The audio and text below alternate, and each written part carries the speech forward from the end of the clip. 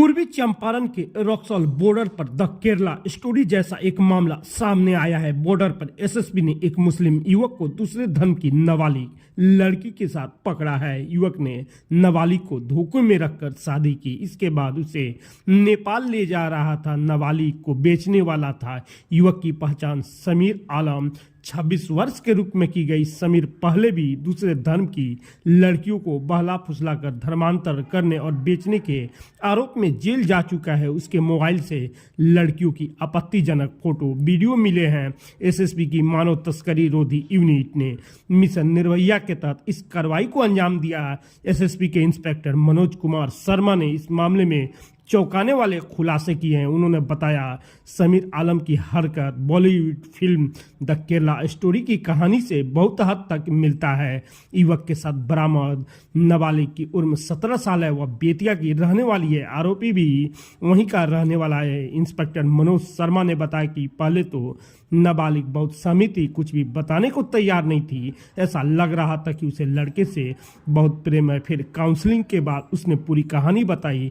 नाबालिग ने बताया कि वो लड़की के केवल 2 माह से जानती है। अपनी एक सहेली सलमा खातून के यहाँ शादी में गई थी। वहीं लड़के से उससे बात करने की कोशिश की, लेकिन उसने रिस्पॉन्स नहीं दिया था।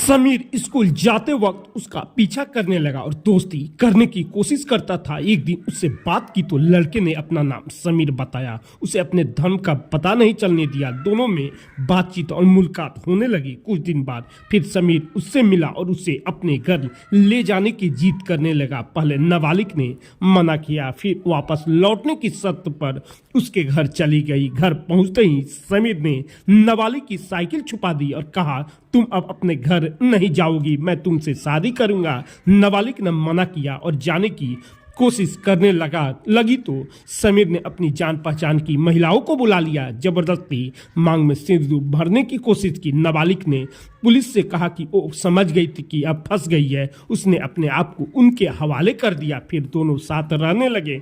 लड़की ने कहा वह 2 बार मौका पाकर वहां से भागने की कोशिश भी की थी, लेकिन उसे दोनों बार पकड़ लिया गया।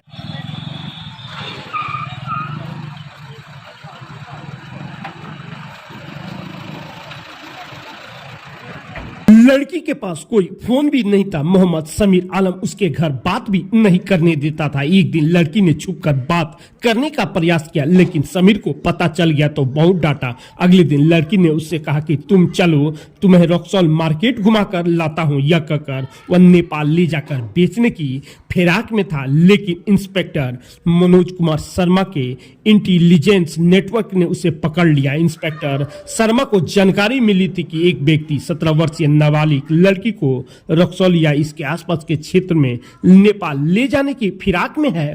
पुलिस ने सभी को ड्यूटी में अलर्ट कर दिया। कुछ समय बाद एएसटीयू टीम को एक व्यक्ति के साथ नाबालिग लड़की जाती हुई दिखी तो उनको संदेह हुआ।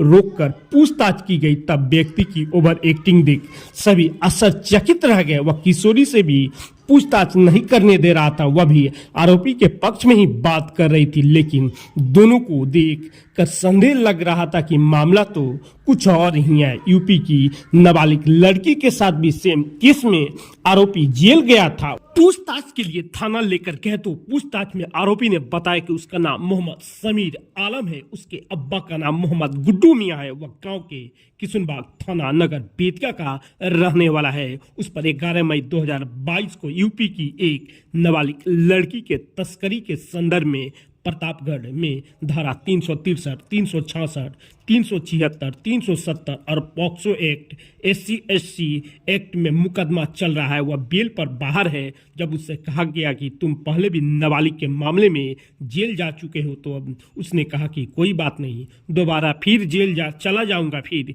बेल पर जेल से बाहर आ जाऊंगा।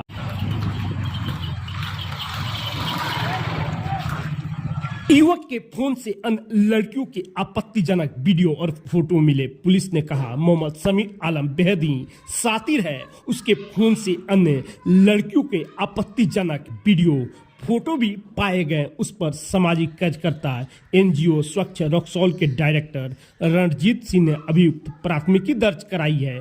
धारा 363, 366, 376, 370 और पॉक्सो एक्ट 3, SC/ST एक्ट, बाल विवाह आदि की धाराएं लगाई गई है।